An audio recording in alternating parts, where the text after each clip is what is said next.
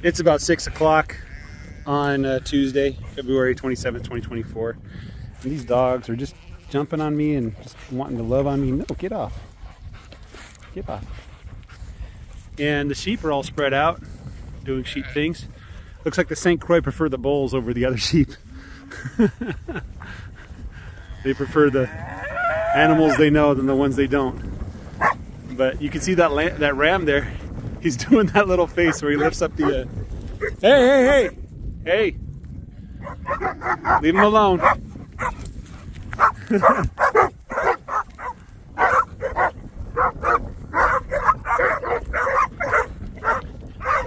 Anyway, that ram was making the face where he lifts his upper lip up. Here comes Snowball. Snowball's like, I want to play too. He's like, oh, you guys are just being stupid. You're not supposed to attack the cows. They'll figure that out. But the sheep are all together now, it looks like. One of the rams was smelling the other ewes and trying to figure out which one's ready. This guy's awfully friendly with me. Would you guys stop barking? Seriously, that's annoying. Yeah, okay, we know. We know. Thank you. Anyway, tonight it's going to get a little chilly. I did decide, oh my goodness, I guess that little ram there, that's just a little baby. That's right, he's still a baby. I don't even know if it's a girl or boy. I think it's a girl. Hopefully it's a girl. Yeah, I think it's a girl. So I got two ewes.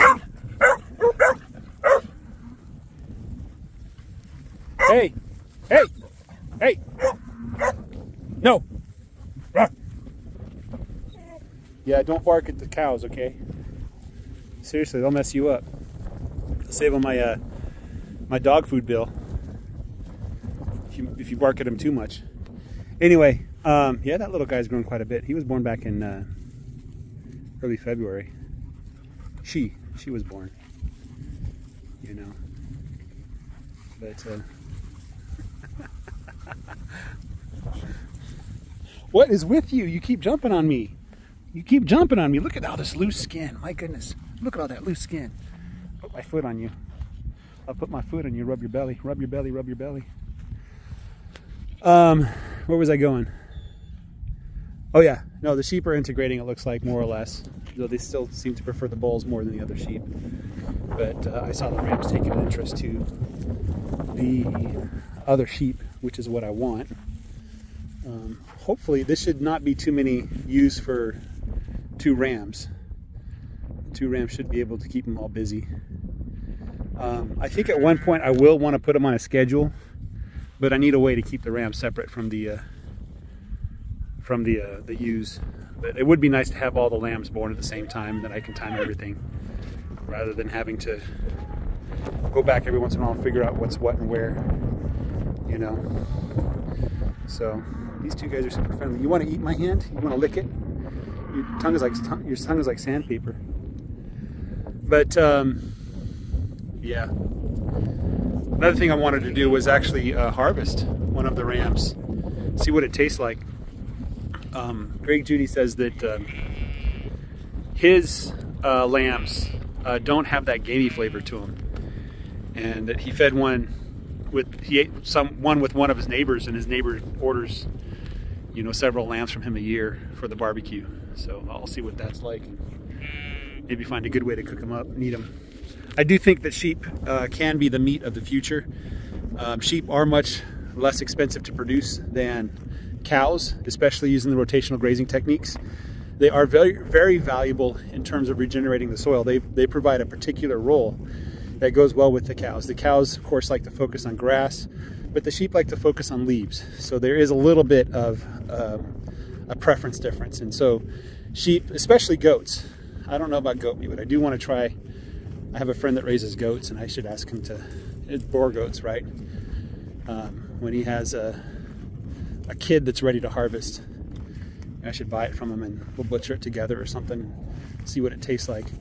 But the goats are really good at controlling the weeds and preparing ground to make pasture, right? My poor little puppy, is she constipated? She's trying to poop and nothing's coming out.